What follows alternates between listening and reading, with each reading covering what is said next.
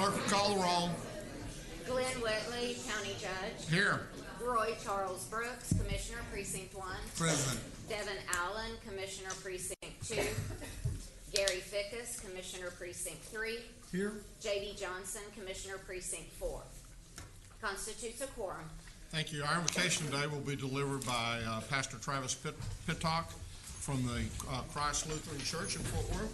Thank you very much for coming out today. We appreciate it. Thank you, sir. It's an honor.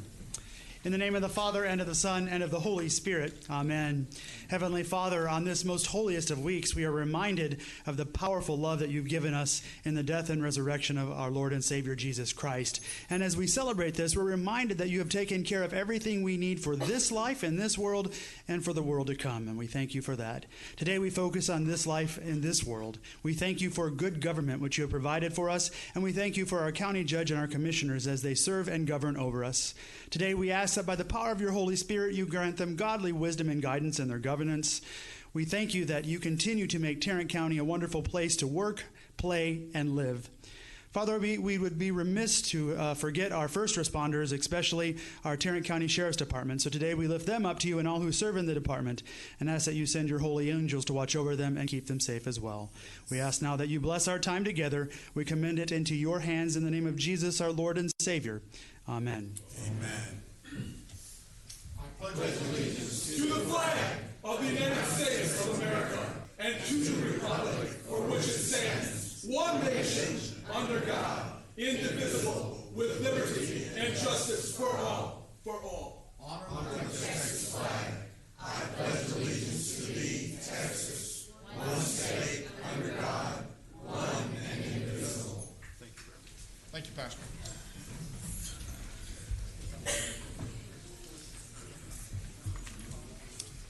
Manius, agenda announcements.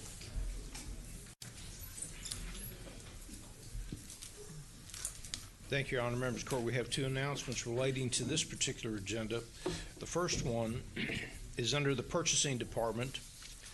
It'll be item 9H5. This is bid 2019-128. We're going to hold that and bring that to you in the next court meeting. Then also, members of the Court, under the briefing section, item 12B, this is the update from Trendy Metro. We're going to hold that particular item. We'll bring you that at a later date. And finally, members of the Court, want to remind you and remind all of the department heads and elected officials that we will not be having Commissioners Court next week. Thank you. Thank you, sir. Court members, you have before you the minutes of our regular meeting of April the 9th. Move approval. Second. We're going to have to get this thing together. There's only three of us here today, so we're going to have to get this thing together here. We have a motion and a second. Any discussion? Please vote. Motion passes unanimously. We have one proclamation, and Commissioner Fickus, I think you're going to I am. take care of that today. Yes, we have a proclamation for the donor memory garden. And again, I want to welcome, we have a few guests with us today. And I would read that into the record, and then I will come down and we'll be joined by Lion Julie Camacho and Lion Cindy Ward. And we want to thank both of you for being here. Is there anyone else? Yes, Valerie Porter with Transplant Services Center at UT Southwestern. Okay, thank you. Okay. Whereas one of the most meaningful gifts that one human being can give another is the precious gift of life, sight, and health. And whereas the need for corneas and tissues surpasses the number donated each year. And whereas Lions Club International of District 2E2 and UT Southwestern Medical Center Transplant Services provide sight and tissue services in Tarrant County and surrounding counties of North Texas. And whereas over the years, Lions Club International District 2E2 and UT Southwestern Medical Center Transplant Services have facilitated the contribution of 1,154 donors, resulting in 2,549 cornea recipients and over 18,443 bone and skin allografts distributed in 2018. And whereas the above named groups recognize and do hereby acknowledge by the Memory Garden in the Fort Worth Botanical Gardens and the spring event the role of transplant medicine and donor families in community medicine. Now therefore be it resolved that we, the Commissioners Court of Tarrant County, do hereby recognize that these efforts and those of all donor families are a vital part of the circle of care for all of our citizens by making transplantation possible. And further, that we hereby proclaim April 27, 2019 as Garden of Life Spring Celebration Day throughout Tarrant County, in witness whereof we have hereunto set our hands and cause the seal of Tarrant County to be affixed the 16th day of April. I move approval. Second. We have a motion and a second. Any discussion? Please vote. Motion passes unanimously. Let me go down, and I want to thank the Lions Club. I'm also a member of the Colleyville Lions Club, and we've got Julie with us from Colleyville this morning. Let's see here. Why don't we, yeah, let's, Okay. no, we'll push this back a little bit, and then we get. He just pushes your podium around, doesn't he, GK? Yeah, why don't you get in the front, and I'll get on the side. I And have y'all my hold paper that. behind here.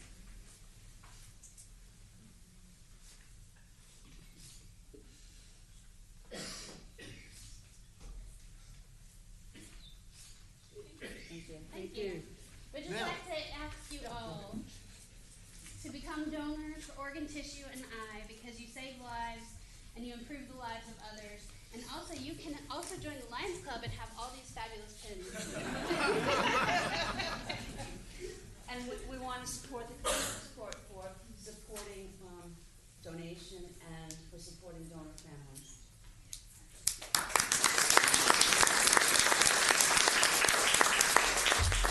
And I also want to thank, I know that the Lions Club have participated in both Commissioner Fickus and my senior event where y'all do a lot of eye checks, and we appreciate that very, very much.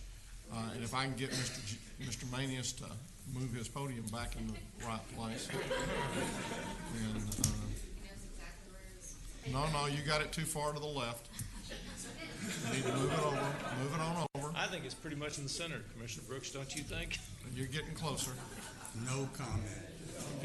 You're getting closer. You're still not quite there, but that's all right. I won't come down and move it yet. Sometimes left is good.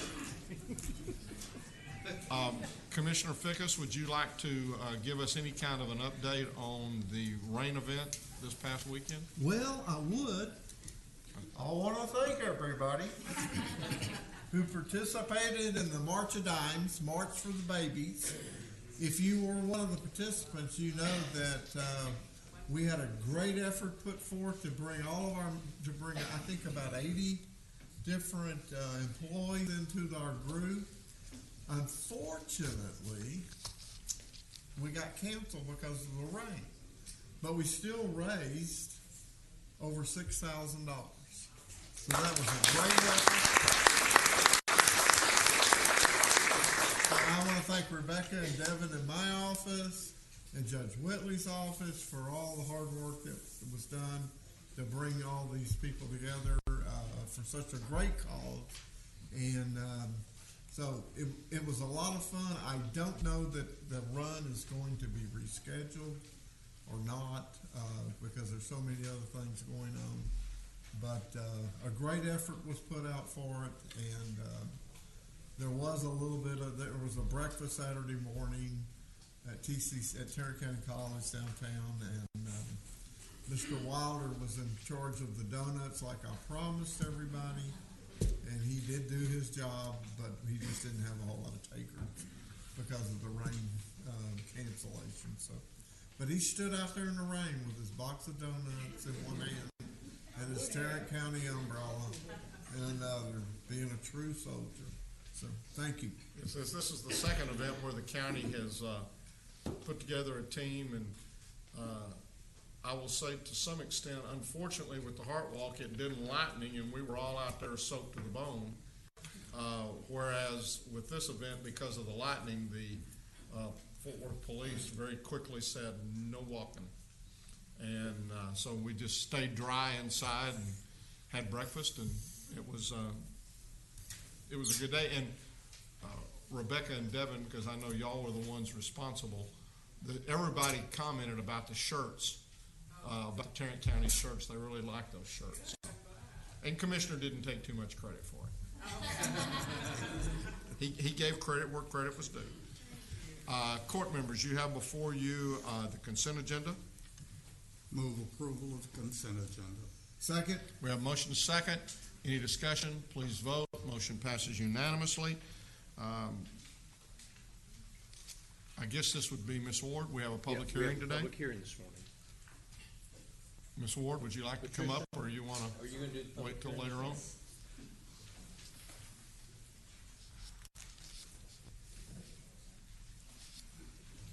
Talking about one of our citizens, I do apologize. We're requesting the Commissioners Court hold a public hearing this morning for our 2019 action plan. We were just notified of our funding yesterday, as a matter of fact. With CDBG, we will receive $4,292,965. That's 2% less than last year, but we're holding strong considering it was removed from the budget initially. We plan to spend approximately 70% of that on public works, which is sewer, water, street reconstruction in each of our cities. We also plan to rehab 20 housing units for about 14% of our budget. We have 3 public service activities that we will be working with children in schools for bullying, and that is 5% of our budget. We plan to spend 12% of our budget on administration. On our home program, which is an affordable housing development program, we received $1.369 million. That's a 7% cut from last year, but we're still holding strong. We plan to spend most of that on housing, rehabilitation, but development. And we also plan to spend about 30% of that on another 20 units for housing rehabilitation. One of our strongest demands right now is rehabilitation for elderly owner-occupied units. And we continue to work with the cities to try to help people stay in their units as long as they can. Our other program is an emergency solutions grant. We received $229,000, and that's level funding, and we will use that money to provide operations in 7 shelters around Tarrant County.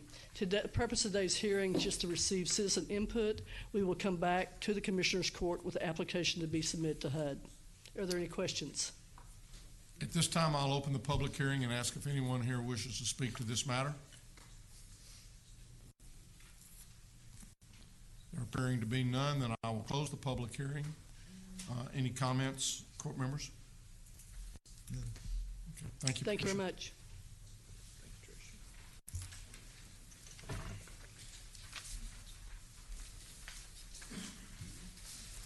Mr. Manius. Thank you, Your Honor. Members of the Court, we have one additional item. That's item A1. We're requesting that the Commissioners Court issue an order providing for the administration of the Domestic Relations Officer and the reappointment of the Executive Director. We have included in your court communication the order that we're requesting that you approve. Move approval. Second. We have a motion and a second. Any discussion? Just please run through the authority by which we are able to do this. Absolutely. First of all, the Family Code under 203.002 allows for the Commissioners Court to establish a domestic relations office. We did that effective in 1983. At that time, it was placed under the supervision of the Juvenile Board. Now, in the Family Code 203.002A, allows the Commissioners Court to determine who administers that particular program. And so through that, at this time, we're moving that authority or the administration of that program from the Juvenile Board to the Commissioners Court. This order itself was an order that was drafted and approved in conjunction with the District Attorney's Office, and we believe that it meets all the statutory requirements. Thank you, sir. Any other discussion? Please vote. Motion passes unanimously. Thank you, Your Honor. Thank you. Ms. Tidwell?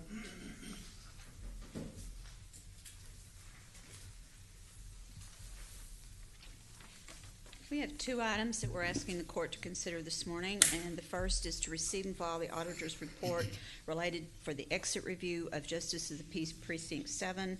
You have our audit report, and the judge did not submit a response. I move approval. Second. We have a motion and a second. Any discussion? Please vote. Motion passes unanimously.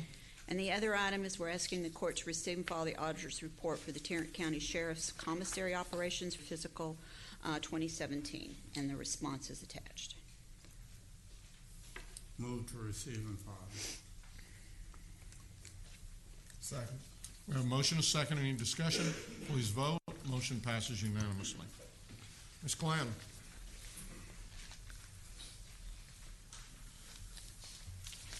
Good morning. Good morning. So we have 4 items for the court this morning. The first item, we're asking the court to receive and file the personnel agenda. So moved. Second. We have a motion and a second. Any discussion? Please vote. Motion passes unanimously. Thank you. If we can go past item 2, we'll come back to it. Item 3, we're asking the court to approve an out-of-class pay extension for pretrial services. Mr. Manius is requesting an extension of out-of-class pay for the acting director of pretrial services. The estimated cost to the general fund will be approximately $1,200 and some change, and that does include fringe benefits. Move approval. Second. We have a motion and a second. Any discussion? Please vote. Motion passes unanimously. Next item is item 4, a similar request for an out-of-class pay extension. The County Administrator's Office, Mr. Manius is requesting an extension for the acting HIV grants manager through July 26th of this year. There will be no impact to the general fund, as these are grant-funded positions, or this is a grant-funded position. Move approval. Second. We have a motion and a second. Any discussion? Please vote. Motion passes unanimously. Thank you. So we can go back to item 2. Item 2, we're asking the court to approve an update to our administrative leave policy. So you have the language that we're proposing there in your packet. What I want to do is give just a brief sort of recount of history, the history of administrative leave. And so first, what is administrative leave? Administrative leave is paid leave that an appointing authority or department head can grant that does not exceed 14 calendar days. So that's 2 full weeks of paid leave. Historically, that leave has been used in situations, for example, where we've had an ongoing investigation, and so we need the employee out of the work site so that we can conduct the investigation. It's been used when we have employees who are being separated from county service, and so we may want some distance between the county, the department, the firing department, and the employee who's being separated. So those are examples of the kinds of situations that administrative leave has been used to cover historically. The current provision in our rules grants discretion to the appointing authority or department head to use administrative leave when the appointing authority or department head believes that it's in the best interest of the employee or the department to grant leave. So the current language is very broad, and I've already given you examples of how that leave has been administered historically. What we have seen in recent years is an increase in the use of administrative leave. And so for that reason, we have some language that we're proposing today that would gives specific examples of when administrative leave, the use of it would be appropriate. And so if there were a situation that were to fall outside of the examples that we've given in this proposed policy, those situations could not be covered by administrative leave, just so that we're clear. So the four instances that you see that we're proposing, number one, would be when there was a situation where an employee's presence in the workplace could result in an immediate threat or harm to the employee, co-workers, or the public. Number two, if there was an active investigation, and again, we believe that it's in the best interest to have some distance between the department and our employee. The third item, for employee misconduct, workplace disagreements, or other serious offenses, which would warrant removal from the premises. And then finally, in cases where we want to assess an employee's fitness for duty, either their physical fitness or their mental fitness. So those, again, would be the situations that would warrant the use of administrative leave if this provision or if this revision is passed. Again, just as a couple of reminders, we are talking about a period not to exceed 14 calendar days. The court should be aware that there are instances today where we go past the 14 days. So maybe there's an investigation that's ongoing, maybe there are 15 employees that need to be interviewed because of scheduling, other reasons. Sometimes we go past the 14 days. In those instances, then, after the 14 days of administrative leave, then the employee is placed on suspension with pay. So the employee is still paid. The employee is still away from the workplace until we can come to resolution. With this proposed policy, appointing authorities and department heads would be required to provide documentation to human resources so that we could confirm that the four instances that you have here in your policy are the instances where this administrative leave is being used. The court should also know that typically when we have revisions to rules, those revisions are submitted to civil service commissions, and you recall we have two. So we have a Sheriff's Department Civil Service Commission, and we have what I call our regular commission. So both bodies receive proposed rules. Those rules then come back to Commissioner's Court, and you receive them in the way of minutes in information that we provide to you. This one is a little bit different. So our regular commission has already received these rule changes, and they approved these rule changes. These rule changes were submitted to the Sheriff's Department Civil Service Commission. The sheriff was present, and he asked that that the commission hold off on approving those revisions so that he and I could talk through some of his concerns. And so the sheriff and I did that yesterday. I think he indicated that he wanted to be here today to tell you firsthand what his concerns are about this proposed policy. And one of the things that I might say with regards to this policy, again, the way I have always viewed administrative leave is a situation of where there was some sort of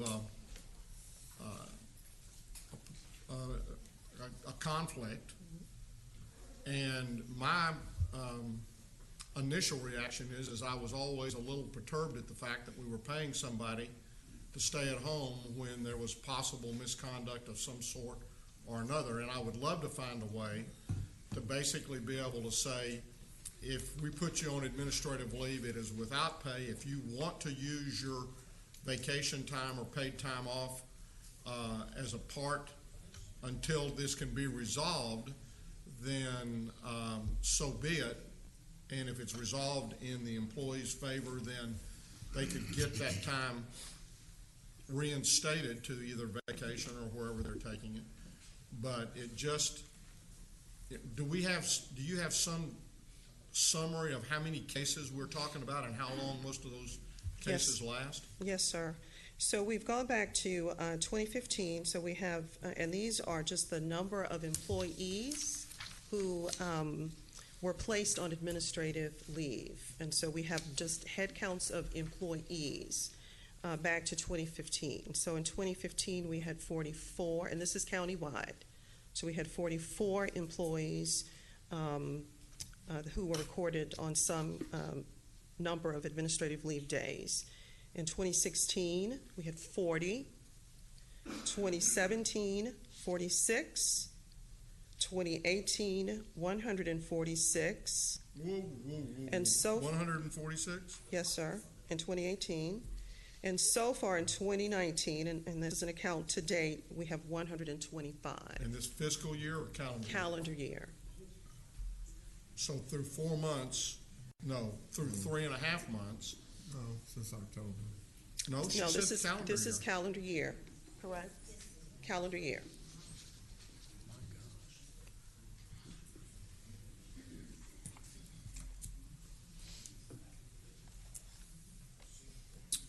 Okay. And what is the average length of time? Do we know what the average length of time No, is? sir, I don't. When we put somebody on, do we know how long it normally takes for the investigation to be?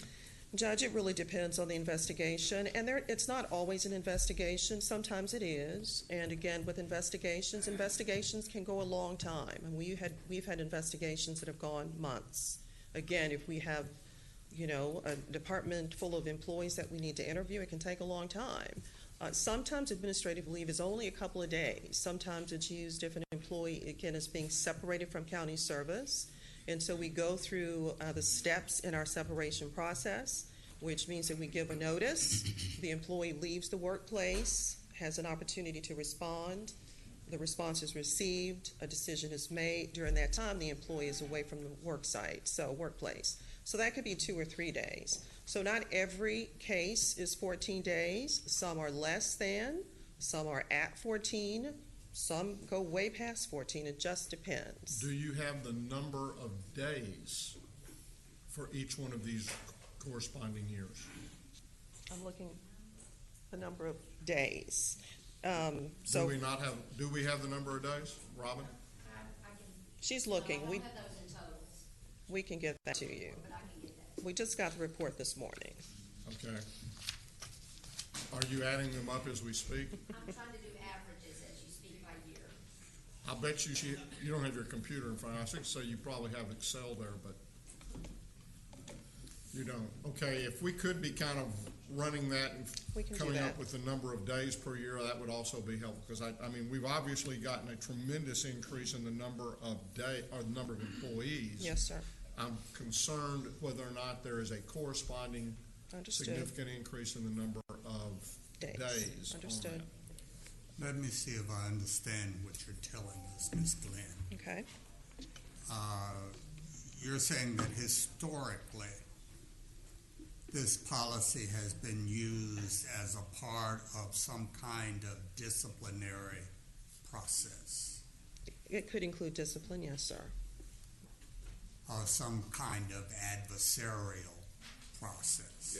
Yes. But that over time, there has been some sort of creep in the way this has been used. Yes, sir. And that it has now expanded to the point where it requires our attention. Yes, sir. That's accurate. But I would add, and I mean, correct me if I'm wrong, but the reason the whole administrative, again, was because at one point in time, we put somebody on administrative leave, we were paying them, and I was complaining about the fact that here we go again, paying someone who's acted out, at least in that instance, I felt like, was sent home for bad actions, and they were getting paid to stay at home because of some bad action that they had Yes, sir. taken. You fussed at us quite liberally about that. I don't necessarily believe that every administrative leave would be a result of a, quote, bad action. That's correct. And I would think that possibly in the sheriff's department, if he had an officer involved in an altercation where maybe a firearm was fired or somebody was shot in the line of duty, I would think you would possibly do you're going to look into that, okay? Right. And Those that are officer days, very well hours. may have done absolutely nothing wrong, did everything right, but to protect him and your department, you would do that, I would think, to investigate that. Okay. So I On think- TV, they put them on desk duty. Huh? On TV, they put them on desk duty. And in this policy, in this revised policy, the tightening of this policy, there is the situation that you just described, Commissioner. It's covered in this policy that it gives flexibility to the law enforcement department head to send someone home if they've been involved in the shooting so they can actively investigate. Well, that all shooting. I'm getting at is that Well, I not think it's- everybody that gets put on administrative leave has done something wrong. That's correct, I think we need to clarify that before we get a whole lot deeper into Well, this.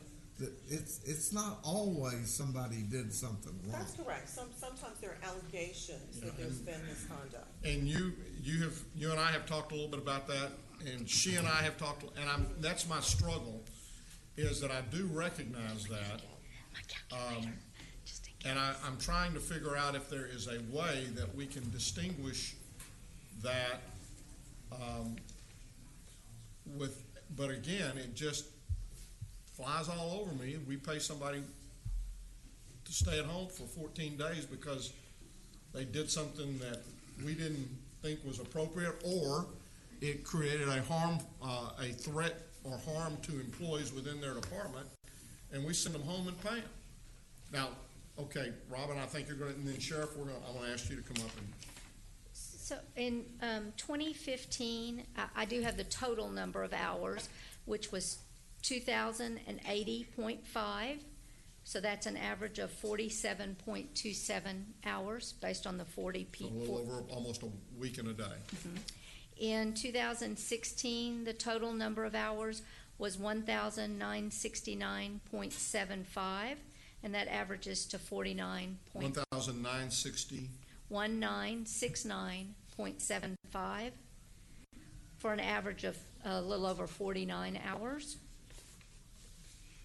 In 2017, the hours are 2297 for an average of 49.93, so about 50. In 2018, it's total hours of 1,770.25. That averages to about 12 hours. And in 2019, we have so far 1,464.25, and that averages to about 11.71 hours. So at least with the significant increase in numbers, we're not getting the same significant increase in hours off. On average. Okay. Sheriff? Thank you, sir.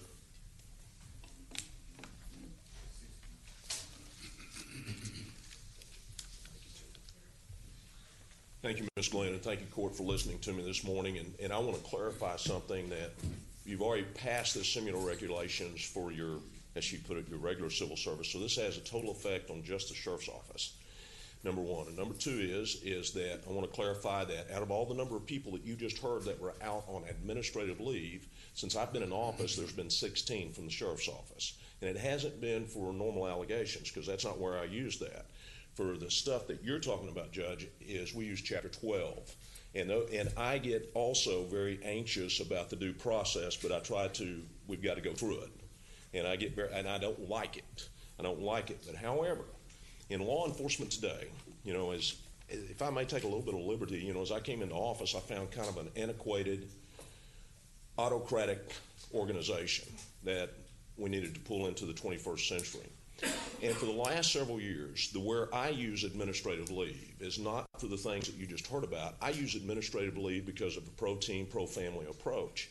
Admin is often used when there's been an accumulative issue or a traumatic event, not a shooting necessarily, that fall under something else. But I'm talking about, for instance, you got a guy that just tried to resuscitate a baby and he loses this baby.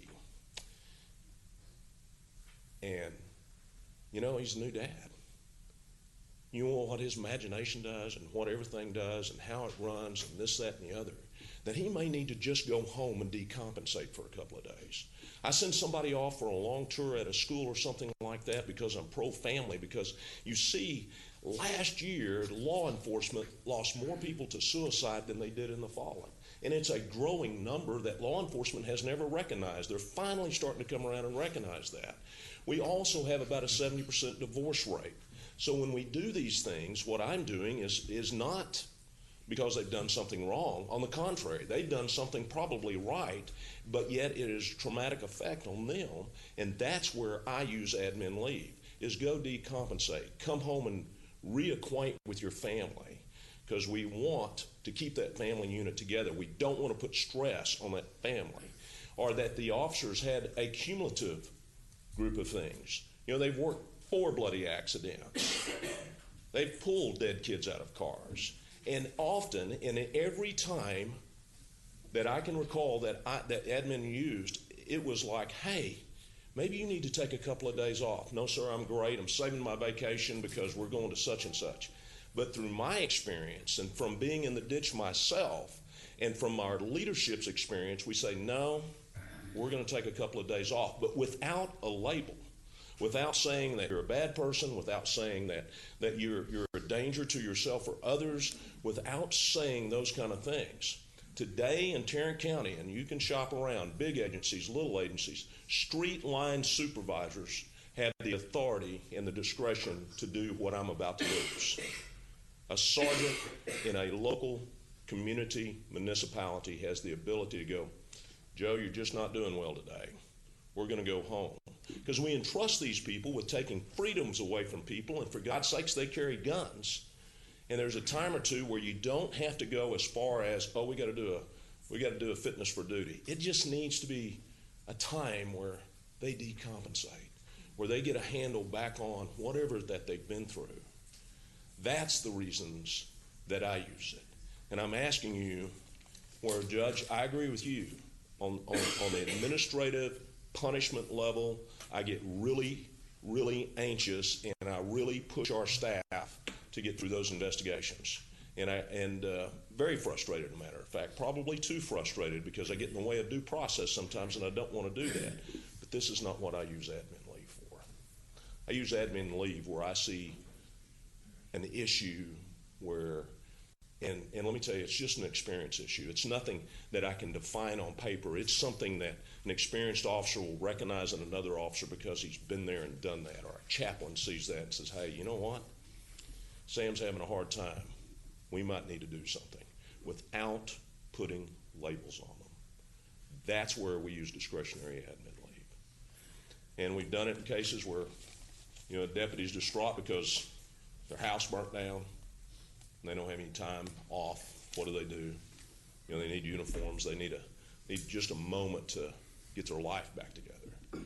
And we've used it at times where terrific or horrific incidents have happened, and you just looked around the room and say, you know, Sarge, I'm talking to you, and I hear what you're saying, but we just need to take a few days. And we always introduce them to the assistant program, but most of our law enforcement people don't use it because they're skeptical of it. You know, they're non-trusting in those arenas. But, gentlemen, that's why I use admin leave. And it doesn't have anything to do with the 4 points on the paper. It happens to do with, I believe in our families, and I believe in our employees and our team. And Sheriff, I mean, I think we all do. I mean, I think at the same time, we are extremely generous with our leave, and many folks accumulate hundreds of hours. Yes, sir.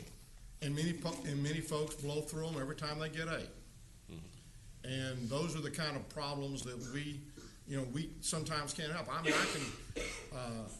I also know that there's a lot of instances where people will accumulate over 1,000 hours, and then at the end of their career, they just take time off, which isn't right either. I hear you. But when we allow one group to just do it, and I hear your stories, but I mean, I can cite other employees where their homes have burned, or I can cite other employees where they've had the death of a child or of a parent or of a brother or a sibling. And when we start setting we policies, haven't used it for personal I'm talking about a horrific incident on the street. But you have used it for different things. Yes, sir. And some of those things are things that I just referenced. Possibly. I don't have all 15 instances in front of me right at the moment. And I'm just saying, I think that we've got to try to be as consistent throughout the county with all of our folks as we go through the process. But we already have 2 different civil service administrations. I think that's because we're required to. Exactly, because I think the state and people recognize that the law enforcement part of this angle is just simply different. And it's different in a way of just what they do. And because the rest of the county, if you look in, if you look in facilities, how high is that suicide rate? How high is that divorce rate? What are we combating? Where are we at? And I'm just saying it's just different, and it's very difficult to explain it inside that circle. It's just different. And we don't use it like the other civil service uses, which is appropriate, and I can see why you would tighten that up and go that way. Okay. Mr. Wilder, I think you had something you wanted to ask. Sheriff. Do y'all have any, absolutely. Do you have any questions for the sheriff before? I find the sheriff's arguments rather compelling. I don't know where I'm going to come down. Thank you. Thank you very much. Judge and Commissioners, thank you for allowing me to speak on this. We have not yet absorbed this. I just saw it on the agenda Friday. We get it Friday afternoon. I just want to try to clarify, we only use administrative leave, although it's a very valuable tool to deal with the county's workplace violence policy, which includes threats, hostile actions, gestures. I just spoke with my managers at our quarterly managers meeting early last week about it to be sure if you're in a building, I delegate this authority to my managers that if somebody's, acting up, enough to be concerned about, send them home. We run every disciplinary action by our legal representative. We wouldn't fire anybody, but we want the opportunity to take statements, which is our policy. We get the statements, accumulate it all, and then we send them to the DA. That seems to work. We don't leave people on administrative leave for any great length of time, but it's a great tool to send them home, make sure you've got the evidence to take a further disciplinary action and to figure out which level of discipline it needs to be. We have so many new people with 20% turnover that we have people down here that have never been in a courthouse environment before. Sometimes we cut them a little slack, sometimes we don't. But my question to HR, is this going to preclude us from sending someone home on the spot? Should that be necessary? And we have a form letter that the DA has approved that gives them their responsibilities to sit by the phone, and when they're sitting there 8 hours a day, they're supposed to be available. It sounds to me like, and I'll let Tina answer, but it sounds to me like what you're describing is exactly what this policy is calling. Well, what I'm asking about, are we going to have to, I may have missed something because I frankly have not absorbed it all. I got a couple of my staff people looking at this to go delve into it a little bit. You're not trying to say that we can't send somebody home on the spot, are you? No, we're not saying that. We're saying that documentation is going to be required. If we can receive the documentation beforehand, that's great. If it's after the fact, that's okay. But no, this would not preclude you from sending home someone who you believe to be a threat. You're uncomfortable with them in the workplace. You need some time to go step through your process. That's exactly what this is designed to do. So again, I guess I'm just not clear on it. Right now, if we put somebody on administrative leave, we gather the statements, I take a look at it, I'll have Tracy draft a proposed disciplinary action after we take the time to look at it, send it to the legal representative. Is she going to send it back, and we may go up or down on the disciplinary action? But are you saying then there must be another step in there that it comes to you? I'm saying that, yes, I am saying that there would be an additional step, and that would just mean Tracy would send me the documentation so that I could just, again, check it off against before I move it any policy. So it would be just a copy, it would not be an additional step. Well, I certainly don't mind sending it after. Again, I It'll got be some after reservations. It would be after the fact. We received the documentation anyway. I'd rather this stay between our legal representative and me. I think that's in the best interest of the county. Well, it's confidential if it would go to her. We received it anyway. Well, there's going to be paperwork that comes to you, but I'm talking about the statements of my deputies that we take. You're not talking about that? No, sir. Okay. Are you going to take a vote on this week, this week, Your Honor? We may very well. I wonder if you'd give us a week to more fully walk this through and take a little closer look at it. This has already gone to the regular Civil Service Board and has been approved by them. And it was been put on hold by the law enforcement civil service, so the sheriff's civil service. And therefore, this has already gone there. The issues that you're talking about, Mr. Wilder, are fully covered in this. I don't believe it's going to require any type of deviation from how you use your civil service. I guess I would have preferred that somehow was this posted then? What are we going to have to do? Look at all the civil service postings for what they're going to consider? You know, the process that we use to move things through civil service are outlined in the statutes. That's how we do those things. I'm talking about where we would have got some notice of what was proposed here. I'm not saying it's something we can't live with. I just would like an opportunity to look at it a little closer.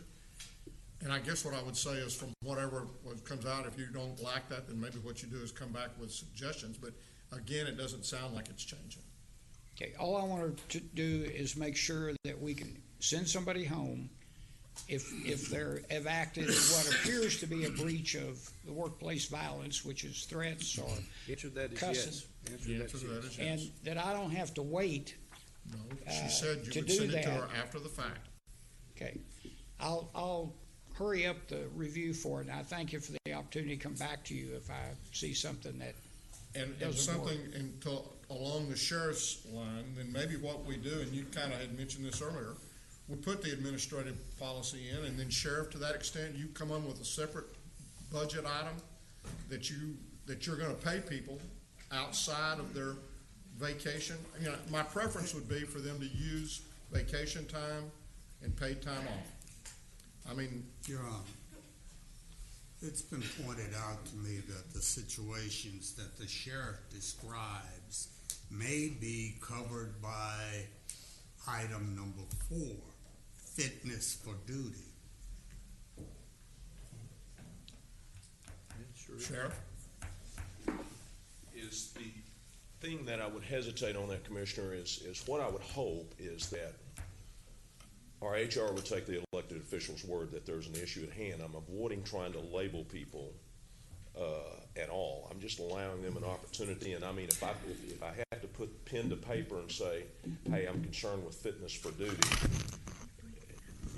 a lot of people are going to get pushback to that because that means a lot of things in the law enforcement world. But Sheriff, at the same time, what we've got to guard against is someone just deciding, okay, you deciding I'm going to give this person, or the next sheriff deciding that they're going to give their friends the day off, but they're not going to give the next person the day off. I recognize, Your Honor, in any system, there can be horrific abuses. And so by doing the documentation and saying that this is the reason I'm giving this person off, that basically just says there's going to be consistency. And you know, I will tell you, I went from an accounting firm with 3 people to one with over 100, 200 people. And I wish that there are many times I wished I could have been back to the 3. Sure. But when you get to the couple of hundred, then you got to be consistent about what you do. And you've got to document that so that the next person that comes along who says you weren't, you can say that, and here's the documentation that shows that I was. And so if the issue is, I think you need to take the day off, then I think that statement needs to be made. Well, let me ask you this: in that policy, is that covered under confidentiality? Is that covered under? Is it locked up? Can FOIA get it? Would a background investigator see it from another agency if they were trying to move their career? Because that can be a deal killer for a lot of careers in law enforcement, where it may not be in other agencies. Certainly administrative leave, if they're given administrative leave, that would be something that would be subject to public information. Yes, sir. But you're giving it right now. I am, but I'm not documenting exactly. I'm not putting a label on them when I'm sending them out. I'm being very careful not to do that. And I know So it then can maybe be what used. we create is you submit a certain category within your budget that says, this is just extra time off I want to give people. Judge, it's not that it's not like that. It is, But that's exactly what it's like, Sheriff. But sir, I've used it 15 times in a workforce of 1,600 in 2.5 years for things that I thought was helpful to make that employee a healthier, better person. Can I direct somebody to take vacation? I don't think so. Can I direct them to take sick leave? I don't think so. And I don't want to get into that bartering part of it. And I do agree, the county is generous in those areas, but coming from a directive that you will take off is what I'm trying to avoid. I'm just trying to say, hey. But when you give them administrative leave, you've just directed them that they will take off. I have, but they're not using their benefit time. Well, so then that's why we're going to give you a separate budget line item if you want to do that. Well, if that's where we go, that's where we go. But I mean, I just see that if this policy stays intact where it is, that discretion is with me. And that's where it's at right now. No, sir. If I'm directed under policy to start labeling people, my discretion is lost. So then you use it under the special budget item, and then it won't be lost. Okay.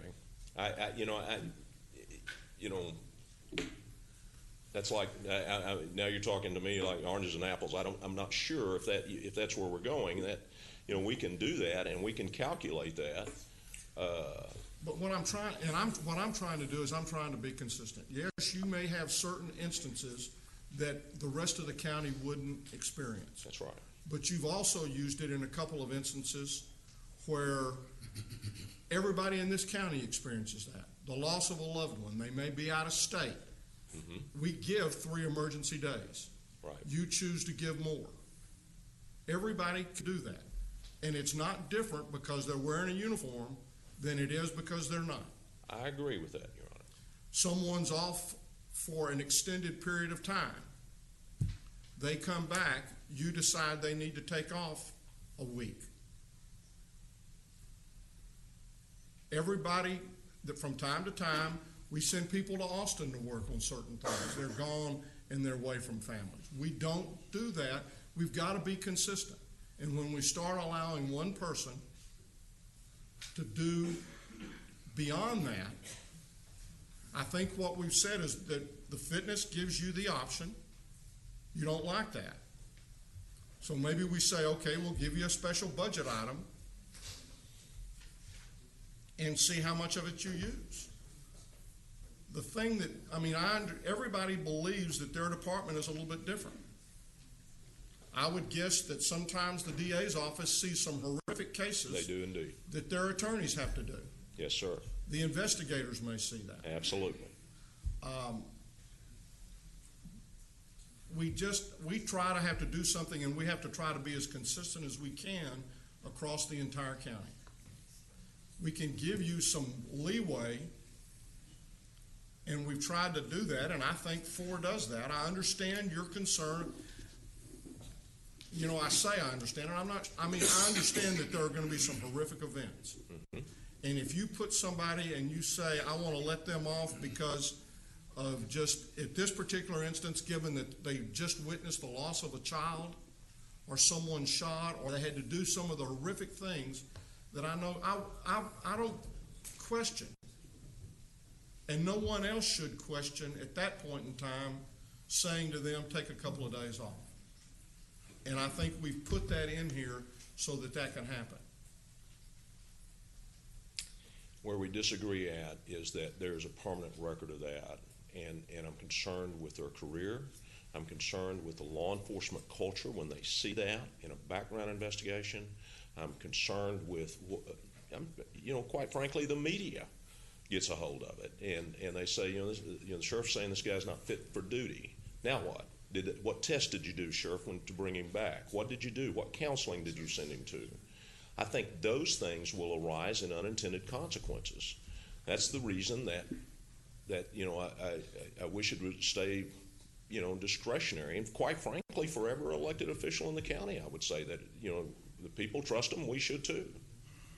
But then we get to the point to where we're no longer going to be consistent. We're going to just let everybody do, and we have an extremely, very few governmental entities, and certainly very few businesses allow folks to accumulate the kind of hours we allow our employees to. Well, I agree with that. That's and generous. so, I mean, and that's why I've said, and why I indicated earlier on, that if somebody is on this, they can always take an option of using vacation or paid time off to do that. Where I really sometimes, and it's not with yours, but where I do have problems at times when I see people not taking time off, accumulating huge hours, and then at the end, and the reason we allow that is so that if they come in, if somebody's off having a child, they can take 6 weeks. Absolutely. Or if they're off with a cancer or some tremendous illness, or a parent or somebody like that where they need to take the time off, they can do that. And you're absolutely right. In fact, I had a similar conversation yesterday in staff meeting about vacation and the importance of it and the accumulation of it, because I believe in vacation. I believe in that. I asked one of the captains that had been here over 30 years, I said, how much vacation you get a year? And he says, I get 5 weeks. And I said, my goodness. I said, when's the last time you were able to take 5 weeks? And he said, sir, I took it last year, because prior to you coming to office, we couldn't take vacation. So they've got those senior employees got a huge amount of hours because they weren't allowed to. But at the same time, whatever his hours are, I think that's part of his paycheck. It's just like taking money out of his bank account, as far as I'm concerned, if I ordered him to take vacation. And that would be my concern there, is that, and listen, believe it or not, I'm very frugal. I believe, I get frustrated at bad things happening and people doing bad conduct, and all of a sudden we're paying them. When I came into office, one of the things I discovered, and I didn't discover it until a few weeks into office when I was going through IED stuff, that there was somebody that, by the way, had been out since August of the previous year. And just a little unearthing, because of some things that had been held up at different places, this person was completely exonerated. And we got him back to work just in a couple of days. But they'd been sitting at home under a great deal of stress, I might add, for the last 6 months. And I hate that, and it's very frustrating. And I want to be fair in our judicial stuff to our employees. I want to make sure our team they get a fair process. And sometimes that, if we send them out for, good Lord, if they'd been on no pay, they'd have lost their house, and everything else. Well, I agree 100% that it needs to be, that whole process needs to be sped up. Absolutely. It just, I just see us spending dollars. I do too. That I don't think we ought to be spending. Judge, there's some cases I completely and 100% agree with you. I do, but trying to keep a healthy workforce, it's a fine balance. And I wouldn't dare come to a CPA firm and tell you what people need. But I do know what cops need, and I believe that, and I believe that the leadership that we have know what they need. And what we're charged with is being consistent throughout the county. I understand. And not favoring one department over another, or one elected official over another. I respectfully, I understand what you're doing. I just disagree with this process, and I think that, I found out about this yesterday, that it was coming here. It's my understanding that we were going to take it down. So you had no conversations with civil service? I went to civil service a few weeks ago, and when I showed up, and I was asked by HR, what do you do here? And I said, I'm going to speak against it. And they said, well, let's take it down and we can talk about it. And that's what we did. And Tina and I had that conversation yesterday, and that's when I knew that it was on the agenda for today. Okay, so it took 2 weeks to have the conversation? About that, yes, sir. Tina, why did it take so long to? I was out of town part of that, Judge. I was out of town, but I had no idea that there was an urgency of doing this. I had no idea that there was an urgency on this arena. Do we really have an urgency to act on this today? No, we don't have to act on it today. We can wait and give you, how much time do you need? Well, at this point, I don't know, Commissioner Fixus, I don't know that I have any more to offer than what I've already talked about with these, with officers and deputies and dealing with that. I don't, quite frankly, I want it to stay discretionary, and y'all might want to narrow that scope. But I don't, Tina and I had a great conversation yesterday, and I understand where they're going, and it was more in a punitive arena than what the arena that I was using it for. Would it maybe look into this budget issue of putting some dollars that could go toward that are budgeted dollars? I think it could still be discretionary, the way you're doing it. And I think that would amount to a distinction without a difference. You put somebody over in a special fund, there's still questions.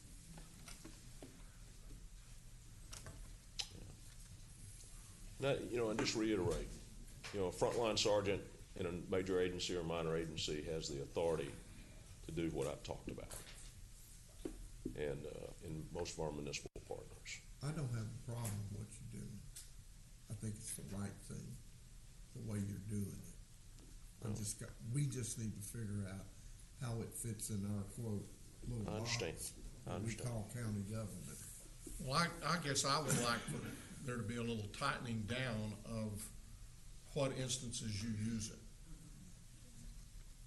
And I think there has to be something that at least says it's going to be consistent under some manners when if it's a relative, we've got a policy, and if all the county is going to fall under that policy but you, then I got a problem with that. Now, if it's one of the other things you described, okay, maybe I can work with that. But we all lose relatives. We all may have homes burning or divorces occurring, and all of those things, we need to be consistent. And we don't need to have one person that decides, I'm going to give somebody time off just because I feel like they need time off. Because that sets, without a request from the employee or something, that sets a bad precedent, and one that, okay, the next person that comes along that you didn't know about or didn't understand, and they didn't get it, eventually they're going to say, well, now, wait a minute, why did his friend get it over here and I didn't? So there's going to have to be some criteria that I need to see that says, that pretty tightly outlines when you're going to have that discretion or when you feel like you need that discretion. I think that's headed in the right direction. Well, then I would ask you to table it and give me 2 weeks, and we'll come back with a fifth line item. How's that? I'm okay with tabling it and doing that, but I would encourage that fifth line item to be pretty specific and tightly crafted. Tightly crafted without labels. And that's going to be, that's. But I think there should be certain events that will, if the event is something that is completely different than what other employees in this county might. I got you. I understand. Got to be line of duty related. Pardon me? Line of duty related. Absolutely. Mary Louise? So, I'm sorry, Mary Louise. Your Honor, if we do that, if we could ask the sheriff to make sure that you get it over to HR so they can review Yeah, that. y'all work together on that because Good morning. I did not see that Civil Service had posted we were going to have those changes. I agree with HR, the four you identified, really falls into what we do, but everybody's innocent until proven guilty, so that's why we put people on administrative leave. When Sarah says Bob said something inappropriate, truth is somewhere in the middle probably, and that's why we do investigations, and that's why I exercise that. The only thing I'm going to say is, one, we will now be looking at civil service rule changes. But what happens when we put somebody on administrative leave and then we send paperwork, and this is just a what if, and they come back and say, Mary Louise, you should not have put that person on administrative leave. What do we do about the money? Are we going back to the employee saying your department head made a mistake and you owe me 3 days? That's my concern. When we get in a situation where we do not agree with our interpretation of why in my department, how I run my department, my chief deputy, my senior managers, we believe a situation, we can have this top level with you, Judge Whitley, in court at a different level, but you're not in the moment, you're not in the situation, and my concern is that we're going to send something over, and there may be a time where HR, the DA, says that was a foul ball. Then be ready to think about, how are we taking money from the employee because you believe I made a bad decision? I was elected to run my office, and I never ever use administrative leave outside of the things she identified, but there will be a situation sooner or later with 160 plus employees, front-facing customers, that something's going to happen where Tina and I simply don't agree, and it's going to be after the fact that I send this information. I will not send that information prior to. Now that we have this new rule, Tina and I work very closely together. I work very closely with Robert Browder, but my concern is there's a heat of a moment. I will make the decision I think is absolutely best, and then we have a situation where we have that. So just please be mindful of that. I don't think it's in the best interest to come back and tell the employee, wow, you owe me 3 days now. I will not agree to that. So that's my only concern. But everything she identified, I live in those boundaries. We only use them when we have to. Somebody's having a meltdown at a counter, you're going home, my friend. You're going home to find out fitness for duty or something like that. So those are my thoughts. Thank you. Yes, ma'am.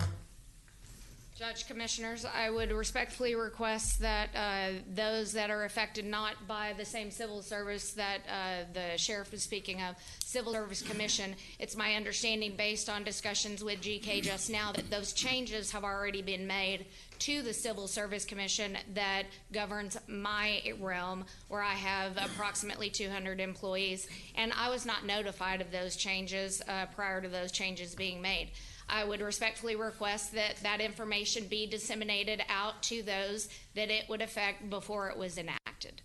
Well, it has been enacted, so that's after the fact. In the future, Yes. we can look at that. Yes. But again, what we're saying here was we were tightening down the administrative situation and the things that Mary Louise, you just talked about. What we're saying is you'll put that person on administrative leave. They're getting paid. That was my biggest complaint, and still will be.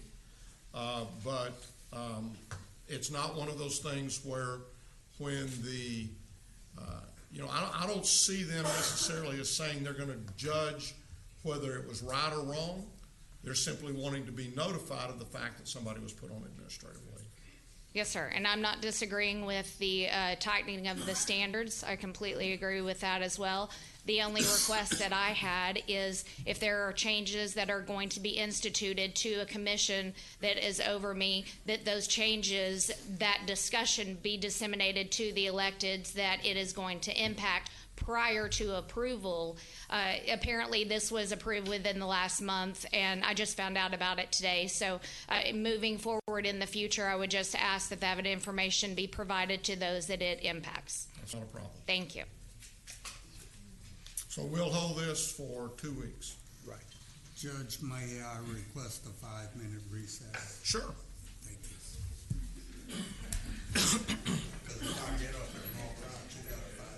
We got a 5-minute recess anyway.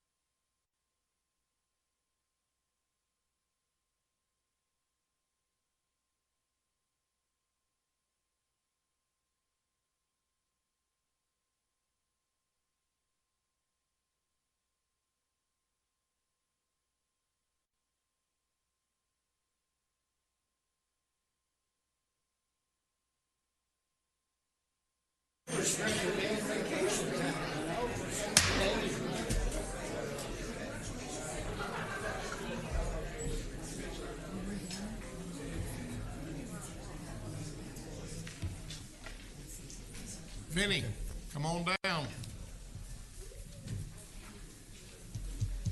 Good morning, Your Honor, members of the court. Public Health has one item before you for consideration. It's the request for approval of an affiliation agreement between Tarleton State University and Tarrant County Public Health for completion of student practicums. No money involved. Move approval. Second. We have motion to second. Any discussion? Please vote. Motion passes unanimously. Thank you. Thank you, sir. Mr. Beecham.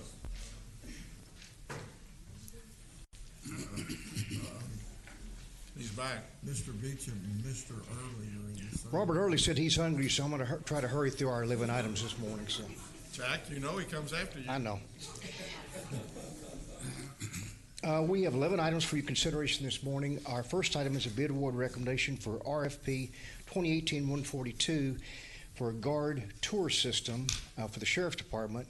Our recommendation would be to award to the low bidder timekeeping systems, the amount of $309,398.59. If the court approves this, we're also seeking contract approval. Move approval. Second. We have motion and second. Any discussion? Please vote. Motion passes unanimously. Item number 2 is a bid award recommendation for bid 2019-091. This annual contract for handcuffs, leg restraints, and related restraints. Recommendation be to award on a per enterprise basis, awarding to the primary, secondary, and alternate vendors meeting all specifications as shown in your court communique. Move approval. Second. We have motion and second. Any discussion? Please vote. Motion passes unanimously. Item number 3, another bid award recommendation for bid 2019-097. This is our annual contract for electronic fire alarm inspections, maintenance, and repairs. Recommendation be to award on a per enterprise basis, hourly labor rate, and parts markup. Selecting as our primary vendor, LMC Fire and Security. Our secondary vendor, Communication Concepts. Move approval. Second. We have motion and second. Any discussion? Please vote. Motion passes unanimously. Item number 4, also a bid award recommendation for bid 2019-127. This is a new annual contract for vaccine and refrigerators and freezers for the Public Health Department. Our recommendation would be to award on a per enterprise basis, awarding to the primary and secondary vendors meeting all specifications as shown in your court communique. Move approval. Second. We have motion and second. Any discussion?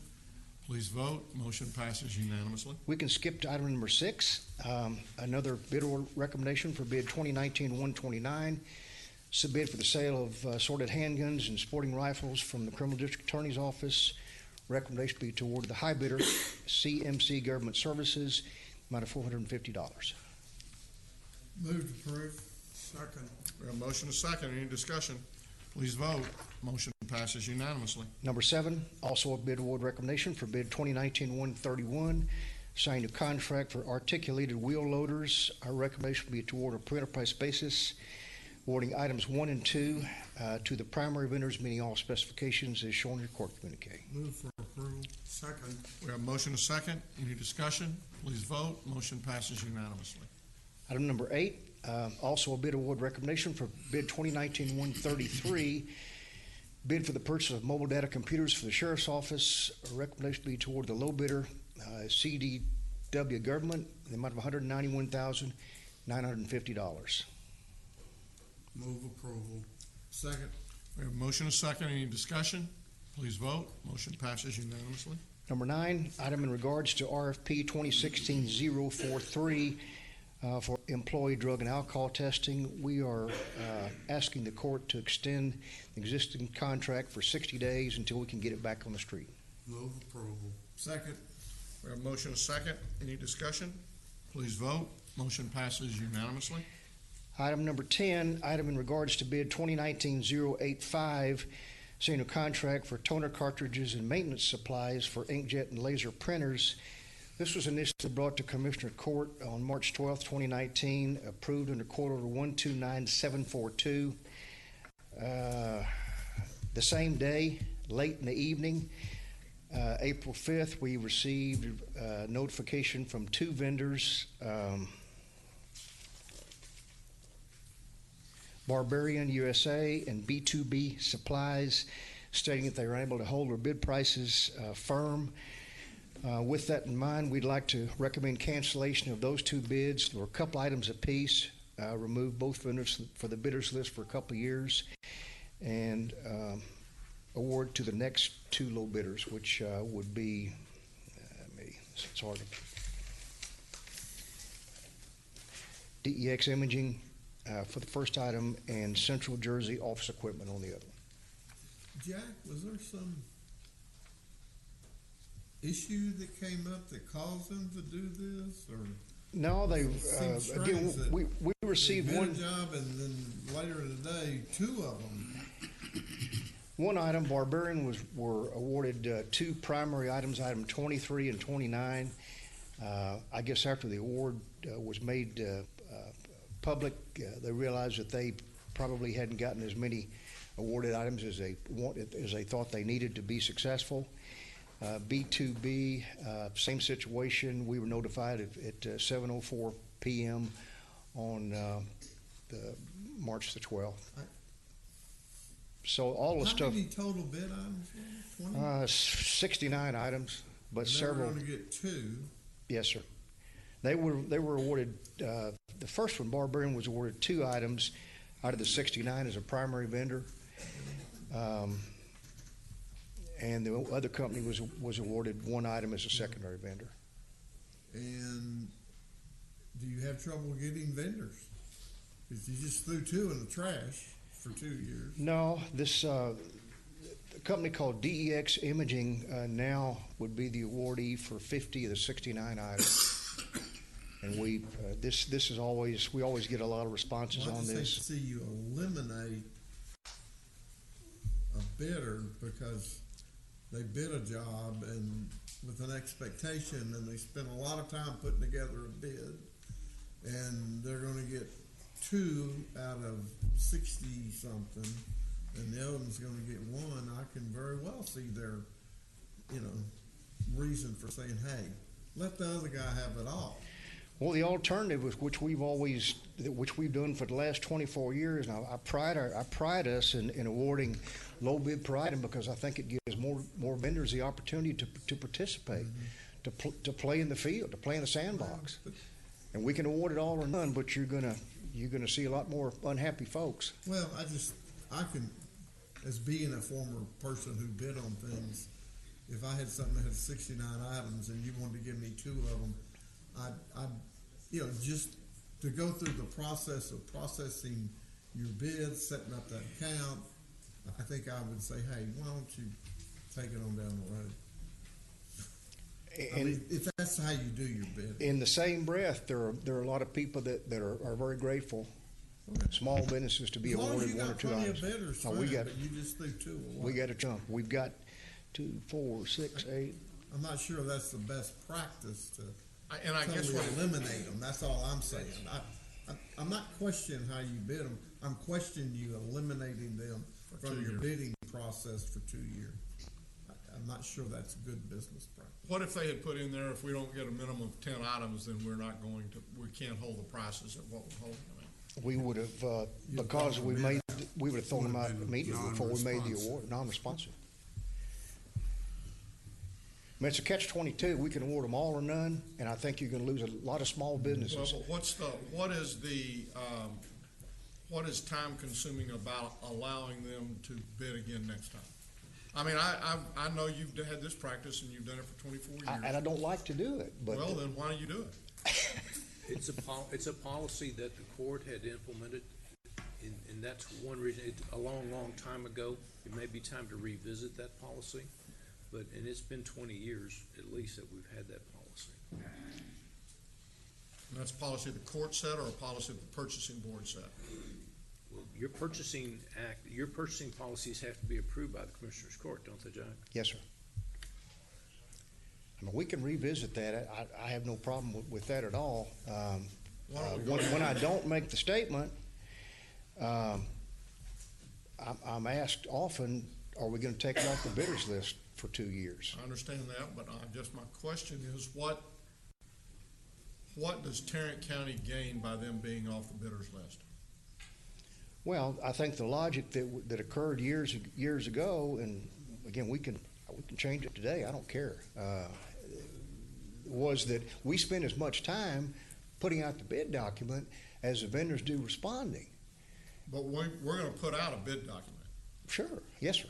And so it's not like whether we have 10 responses or 100 responses, we're still going to put out the same bid document. Absolutely. Yeah, we are. And I would like to see us hold vendors accountable for the bids that they submit. It shouldn't be based upon getting a certain number of the items. If you bid on an item, you ought to bid a price that you're able to stand by, whether you get one of the items or all 60 of them. Well, I'm going to go along with Commissioner Fickus on that. When you're sitting there and you know you've got the cost of the delivery and you've got a bunch of other things that you can spread that by if you get maybe 10 or 15 items, but if you get one item and it happens to be a $1.50 item. My largest fear would be that many of our hub expenditures with small businesses, disabled veterans, I've got a jillion success stories for people who are very appreciative to as an example, the company that won this particular, now it would be the winner for 50 of the 69 items. A company called DEX Imaging was bought out by Staples. Some of these other companies are very appreciative to have the opportunity to be awarded some of the items from Tarrant County. I don't think we're arguing at all about those that are appreciative of being there. I think what we're arguing is you just eliminated 2 companies for the next 2 years from bidding on that. And I'm sure that 3 and 4 are very excited about the fact that 1 and 2 dropped out. Well, I think it hurts the company, and I think it hurts the county when you start eliminating it. I spent 15 minutes here in the last 2 weeks talking to a minority business owner, a large minority business owner who's in the copying type business. He does not bid our stuff anymore because of some of this kind of stuff. And he's a very prominent citizen in Fort Worth. And I'd love to talk to him. Huh? I'd love to talk to him. Well, I'm sure he'd like to talk to you. But he doesn't bid your stuff. Okay? So,